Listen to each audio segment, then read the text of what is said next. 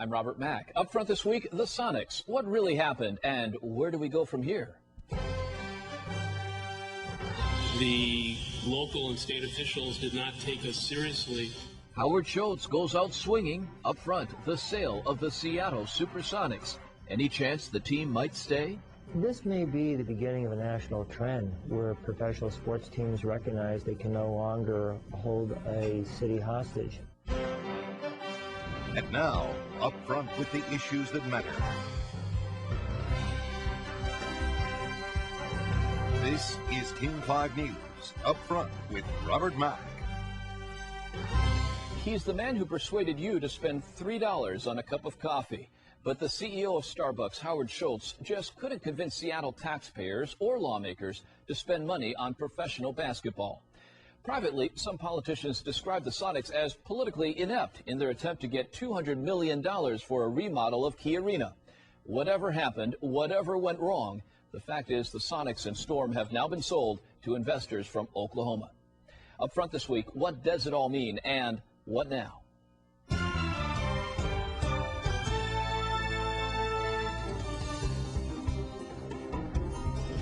With great pleasure. Here it is. As Howard Schultz introduced an Oklahoma businessman as the new owner of the Sonics and Storm, the room was uncomfortably silent. In a room of reporters, Schultz went out of his way to avoid being seen as the man who sold out Seattle's team. Seattle is a fantastic basketball town.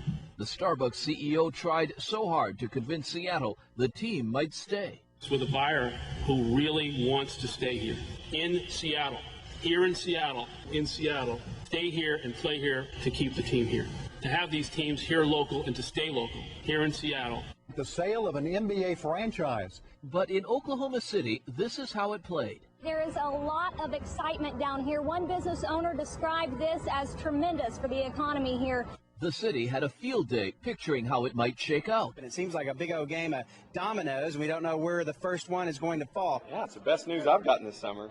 We got it going on in Oklahoma. After Hurricane Katrina, Oklahoma City warmly welcomed the New Orleans Hornets. People here are starved for some kind of major league team. But the Hornets are slated to return home after next year, and that just happens to be how long the new Sonics owner, Clayton Bennett, is willing to guarantee that the Sonics will stay in Seattle. We are committing to a 12-month process. If in the next 12 months Seattle doesn't commit to building a new facility, Bennett is keeping his options open. It is not our intention to move or relocate the teams, as long, of course, as we are able to negotiate a successor venue to the current basketball arena. That carefully worded threat did not play well in Seattle. Post-Intelligencer columnist Art Thiel bluntly summed up his feelings toward Schultz. Hey, Howard, we're not morons. A King 5 Survey USA poll found 72% of Seattle residents convinced the team is as good as gone. I'd imagine they're just doing it so we don't get too angry too quick. Well, as far as I'm concerned, they can leave town. I don't want to put another taxpayer nickel into them. I think we got a raw deal. And it's hard to see how businessmen from Oklahoma would have an interest in keeping a team that they paid $350 million for here in Seattle. No shortage of skepticism at Seattle City Hall. City council members believe they know where this is headed, even though the city will likely spend the next year negotiating. Because we all like to be polite and we want to go through this process of allowing each of us to say that we tried our best.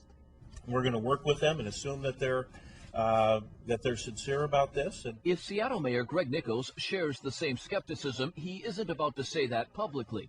But just as Schultz started lashing out at city officials, the local and state officials did not take us seriously. We did not get the kind of support and respect to give us the kind of respect. We didn't get the respect that we believe we deserve. The mayor's staff disclosed for the first time what exactly Nickels had offered to Schultz. The Sonics had demanded a $200 million plus remodel of the city's Key Arena. The mayor wanted the team to pay $49 million of that, more than twice what the Sonics had offered.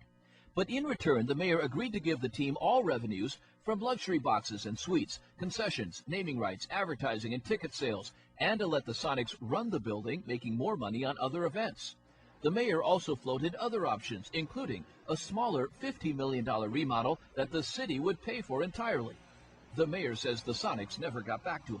And we're disappointed that rather than follow through on those offers, they've chosen to sell the team to an out-of-town interest. When you're negotiating in good faith and you're behind closed doors, you respect the process of confidentiality. Schultz was livid the mayor had disclosed the city's offers. How did the relationship degenerate to this point? The Sonics first raised the idea of a remodel a couple years ago, saying they want the money from restaurant, hotel, and rental car taxes as soon as the Mariners' Safeco Field and the Seahawks' Quest Field are paid off. But the reception was chilly. City council members sensed voters had stadium fatigue and felt Key Arena was just remodeled in the mid-90s. Frustrated, the Sonics tried to bypass city government, going directly to the state legislature, where they flopped. The governor telling them state politics doesn't work that way. They don't have a message from the city that says, we want you. Back in Seattle, where some local residents started an initiative to block the Sonics, the team was going nowhere fast. Councilman Peter Steinbrook, who counts himself as a Sonics fan, says professional basketball has itself to blame. They're pricing fans right out of the game because it's too expensive to pay for the parking, the popcorn, the hot dogs. You know, by the time you've gone to a game, you know, you've sunk for a family as much as several $100s into a single game. Earlier this year, we polled Seattle residents on a remodel of Key Arena.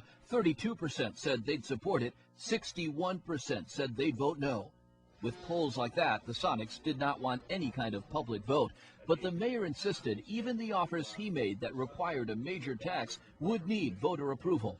And the Sonics realized they'd be at the bottom of the list, behind the viaduct, 520, sound transit, road projects, and bus service. Seemingly at his wit's end, Schultz suggested maybe the new owners could get a better deal. And I believe that they are better positioned than we are to convince the city, the state. I'm amazed that Howard came to that conclusion. I don't see why he concluded that. I'm not sure why we would give someone from Oklahoma City a better deal than we would give a local prominent citizen of Seattle. When we come back, lawmakers turn their attention to life after professional basketball. Coming up next, a plan to get you to Key Arena more often. A high-tech family entertainment center. Will it fly? Also ahead, Bellevue still in the running to land the Sonics. Why one lawmaker says don't write off the team just yet.